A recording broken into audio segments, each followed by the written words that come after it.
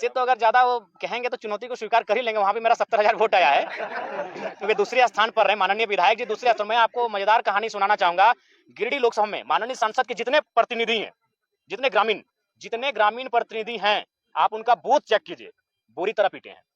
माननीय सांसद को देश के प्रधानमंत्री ने बचाया है, उन वोटर्स ने बचाया। उनके जितने प्रतिनिधि हैं, जिन बूथ में मैं अभी जहां रहता हूं, वहां उनका प्रखंड अध्यक्ष है, मेरा 581 वोट है, उनका 50 वोट नहीं है।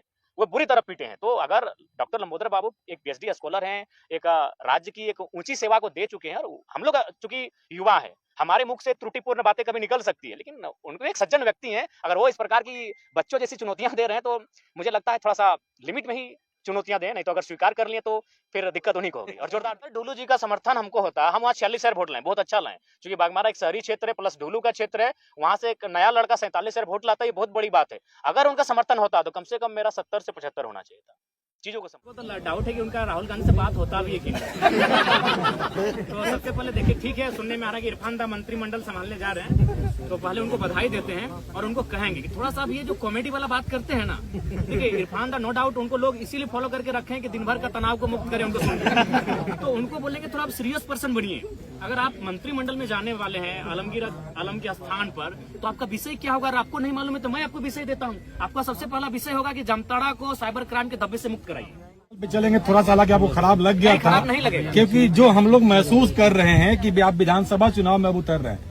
अब बात है शहरी क्षेत्र का, ठीक है, ग्रामीण क्षेत्रों में आपकी पकड़ है, लेकिन शहरी क्षेत्र जो है, जो बाहरी भीतरी का एक धब्बा आप पे लग गया है, इसको कैसे आप अमित महतो से जैविक ऐसे से टिकट मांग रहे हैं? ठीक है, अगर आएंगे तो स्वागत है, आए आने दीजिए, स्वागत है, अच्छे व्यक्ति हैं भाई, लड़े हैं। मेरे लिए कोई एक विशेष दल हमारी चुनौती नहीं है, क्योंकि मैंने वहां से वोट लाए जहां से आजसू के अलावा बाकी पार्टियां थे। जैसे मैंने बेरमो से 53,000 वोट गेन किया, वो कांग्रेस की सीट है, पारंपरिक सीट है कांग्रेस की। मैंने टुंडी से भी 60,000 वोट लाए, वो झारखंड मुक्ति मोर्चा की सीट है। मैंने डुमरी से 90,000 वोट लेकर आया हूँ, 90,000 मायने हैं, वो झारखंड मुक्ति मोर्चा की पारंपरिक सीट है। तो ऐसा नहीं है, किसी एक दल से हमारी लड़ाई नहीं है, हमारी लड़ाई एक विचारधारा की है।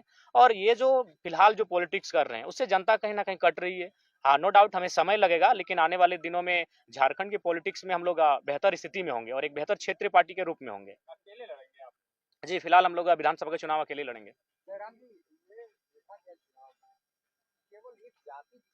दादा, अब हम आपसे करवत प्रार्थना करना चाहेंगे, आप सभी लोग इंटेलेक्चुअल लोग हैं, एकेडमिक लोग हैं, मीडिया हाउस के लोग, अब इस सवाल से हमें बचने दिया जाए, इस सवाल से हमें रहम किया जाए। 3.5 लाख एक जाति के वोट नहीं है। आप एक एक बूथ को सर्वे कर लीजिए, एक एक गांव, एक एक पंचायत का सर्वे कर लीजिए, 3.5 लाख वोट एक जाति के नहीं है। हाँ, ये सच्चाई है, जो भी बंदा जिस समुदाय का रहता है, उस समुदाय का वोट उसका बेस वोटर होता है। इससे कोई इनकार नहीं कर सकता, ना मैं इनकार कर रहा हूँ। लेकिन 3.5 लाख वोट किसी एक समुदाय के वोट नहीं है, सभी ने मुझे अपार जन समर्थन दिया है। लोकसभा चुनाव में आप रिजर्व सीट पे उम्मीदवार नहीं दिए। जयराम जी, आजसू का जो कैडर वोट है महतो बिरादरी का, वही कैडर वोट वहाँ पे आपको मिला, और जो जेएमएम का कैडर वोट है तो चाची के इलाके में जो महतो वोट है वहाँ आपको मिला। देखिए, एक जरीडी प्रखंड आता है, नहीं, आप भूल कर रहे हैं। जरीडी प्रखंड आता है, जरीडी प्रखंड में एक ही महतो गांव है, वहां से मैंने 17,000 वोट गेन किया है।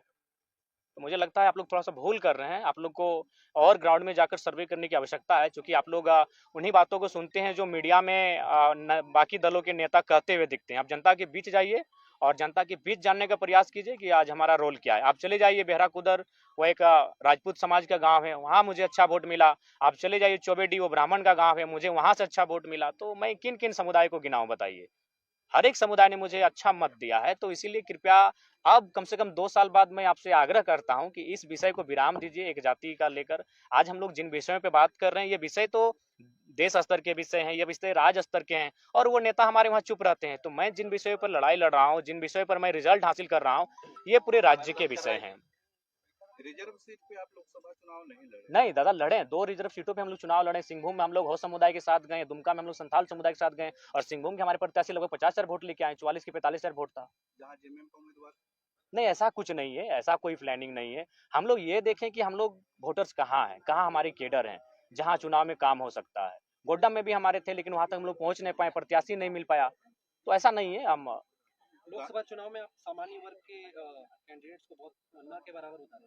देखिए एक्चुअली देखिए लोग विधानसभा चुनाव में दिखेंगे निसंदेह। हम लोग गोड्डा के लिए भी प्रीफर किए थे कि उस सीट पर हम लोग सामान्य प्रत्याशी को रखें, लेकिन नहीं प्रत्याशी सामने आए। देखिए सामान्य वर्ग कहीं ना कहीं थोड़ा सा आज के मैंने डेट में भी संपन्न है, तो इसलिए थोड़ा सा लेट लगे। उस समुदाय के बीच हमें आने में थोड़ा लेट लगेगा, लेकिन वे भी दिल खोल के तैयार हैं कि ये बच्चे जो आ रहे हैं राजनीति में उनका स्वागत करेंगे। तो निसंदेह सामान्य वर्ग के लोग भी हमारा स्वागत करेंगे, उनके बीच भी हम लोग जाएंगे। गांडे उपचुनाव भी था, फिर क्यों नहीं लड़े उस पे? गांडी उपचुनाव हम लोग इसलिए नहीं लड़ पाएंगे, लोकसभा का चुनाव भी उसी तारीख को था और हम लोग नहीं मैनेज कर पाए, क्योंकि हमारा व्यवस्थित कोई टीम नहीं था और व्यवस्थित टीम नहीं होने के कारण हम लोग इन चीजों को हैंडल नहीं कर पाए।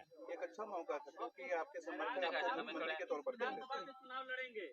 देखिए मैंने शुरुआत में ही कहा था, यहीं पर मेरा प्रेस कॉन्फ्रेंस था और आपके बीच ही मैंने कहा था कि मैं लोकसभा का चुनाव अपनी मर्जी से लड़ूंगा और गिरिडीह लोकसभा को मैंने प्रीफर किया था, धनबाद लोगों की मांग थी। लेकिन विधानसभा का चुनाव हम लोग प्रयास करेंगे कि जनता की राय के आधार पर लड़ेंगे।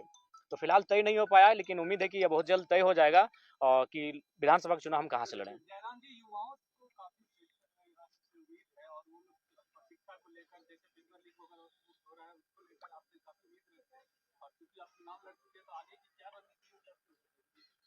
देखिए 2018-21 का डिग्री अभी तक मुक्त नहीं किया गया है। देखिए उन सब विषयों पे हम लोग लगातार मुखर होकर बोले हैं। आज हमारे बीच हमारे बड़े भाई देवेंद्र जी बैठे हैं। चुनाव के दौरान इनको लगभग 15 दिन जेल के भीतर रहना पड़ा, तो कारण वही था पेपर लीक का मामला। तो देखिए जहां तक हम लोग का सामर्थ्य है, जिन विषयों पर हमने देखिए लड़ाई दो तरीके से लड़ी जाती है, या तो सदन के भीतर या तो सड़क में धरने के माध्यम से। तो हम लोग अगर सदन में नहीं तो सड़क से तो लड़ाई लड़ ही रहे हैं, सड़क से तो लगातार अपनी आवाज को बुलंद कर रहे हैं। हमारा जो सामर्थ्य है उन चीजों पर हम लोग कभी पीछे नहीं हटे। हम लोग कभी भी आवाज उठाने से, यहाँ तक आज मेरे ऊपर भी 13 एफआईआर है, एक भी व्यक्तिगत एफआईआर नहीं है। एफआईआर क्यों मिला है? ना किसी कंपनी में धरना देने के लिए, किसी को मुआवजा दिलाने के लिए, किसी को नियोजन दिलाने के लिए। तो ऐसा नहीं, हम लोग तो जनता के लिए अपना सर्वस्व निछावर कर चुके हैं। उतना छोड़िए, आज हम लोग घर का दृश्य नहीं जानते कि मेरे घर का दृश्य क्या है।